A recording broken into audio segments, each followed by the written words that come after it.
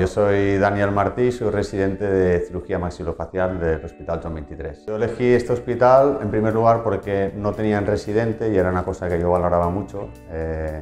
Bueno, marcar un poquitín, ¿no? El camino lo marcas cuando eres el primero, pues te van ofreciendo y tú vas asumiendo en función de lo que puedes, ¿no?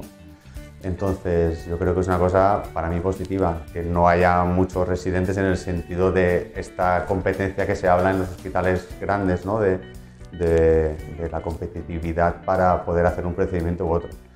Luego es un servicio joven, entonces bueno, eso genera también como un ambiente como más cercano, ¿no? Que también el ambiente es bastante bueno. Y luego a nivel de técnicas quirúrgicas, procedimientos, etcétera, hay bastante actividad. Tenemos un quirófano de locales diario y luego tenemos dos quirófanos grandes, donde hacemos las micros, las reconstrucciones.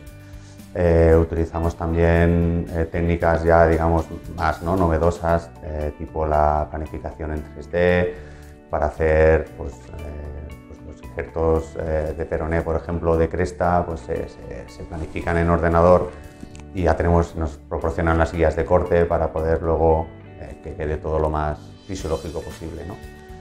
Y no se te va a dejar solo en el sentido de que siempre vas a estar supervisado, porque eres bueno, al menos en mi caso, porque he sido el primero y eso da un poquitín, ¿no?